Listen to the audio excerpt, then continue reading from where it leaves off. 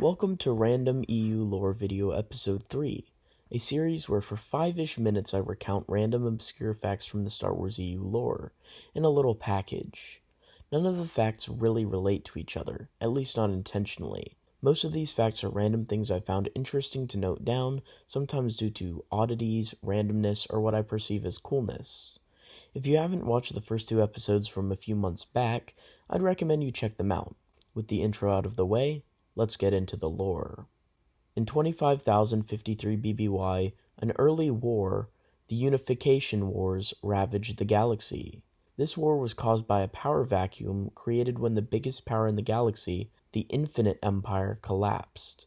In the Unification Wars that followed the Empire's crumbling, a warlord named Zakranand Minus tried to seize control, which forced the early Jedi Order to intervene and help mediate and eventually end the conflict. The Jedi Order not only helped to end the Unification Wars, but oversaw the core founders, who were a group of powerful planets in the early galaxy, including Alderaan, Alsakan, Anaxes, Axum, Beja II, Brental, Camus, Chandrila, Corellia, Coruscant, Duro, Essales, Humbarine, Kuat, Rendili, Rinnal, Shawkin, Tipassi, and potentially Coralog and Caecilius as well, to create a new governmental body.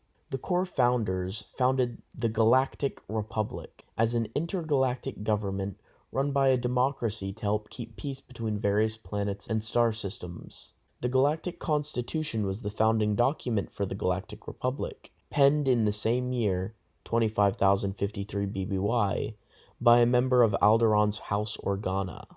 In 15,000 BBY, the Galactic Republic, now a powerful intergalactic government that oversaw whole sectors of space, encountered a sentient spacefaring species known as the Duinuoguin, when Republic scouts were exploring unknown space. The Duinuoguin were dubbed Star Dragons, due to their appearance, which frightened the early scouts.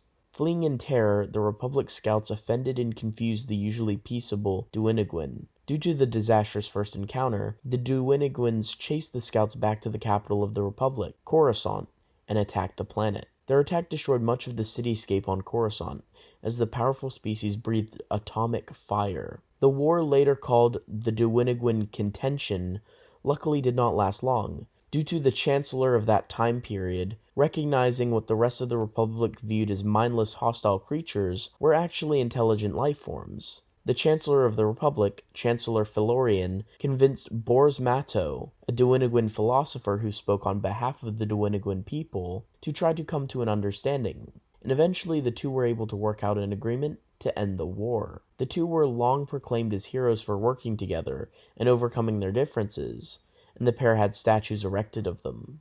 In the year 3643 BBY, in the time period known as the Sith Wars, as the old Sith Wars ended in 3950 BBY, and the new Sith Wars began in 2000 BBY, a Trandoshan big game hunter named Quaizen Fess, a later ally of the Jedi Order and war hero, survived a potentially fatal encounter with a deadly beast called a Ray Scorpion. The Ray Scorpion was known to stay underfoot and was incredibly dangerous. Quaizen Fess later recalled that if you attempted to avoid or jump around the beast, you were as good as dead, as your only chance with the Ray Scorpion was to kill it first. In around 3000 BBY, a brutal war erupted on the planet Vaclin in the Inner Rim. The conflict was apparently so out of control that it lasted for 1,000 years, until the Galactic Republic finally sent the male Jedi Master, Tola, to attempt to mediate the conflict. Miraculously, the Jedi was able to do so, and in circa 2000 BBY, ended the conflict that became known as the War of Flowering Knives. Talo was declared a hero for his noble mediation on the planet, and a statue in his honor was erected. In 44 BBY, the male Corran human Jedi hailing from Horan Kal, Mace Windu, was promoted to the rank of Jedi Master at the young age of 28. Mace Windu shortly afterwards authored a perspective for other Jedi titled Understanding the Jedi Code. In Windu's editorial, he mulled over the Jedi Code, which had been penned nearly 4,000 years prior by Jedi Master Odin a hero of the Teta Reunification Wars and the Great Hyperspace War. Mace Windu attempted to study the code from a new point of view, adding new context and attempting to glean new meanings from Odin Jedi Code. Windu's perspectives on the Jedi Code were documented and preserved by the Jedi Order. Shortly prior to the invasion of Theed on Naboo in 32 BBY, a group of pirates were employed by the Galactic Republic to carry out tasks for them. The pirates were known as the Blue Star Pirates, and they consisted of several crews that carried out supply runs,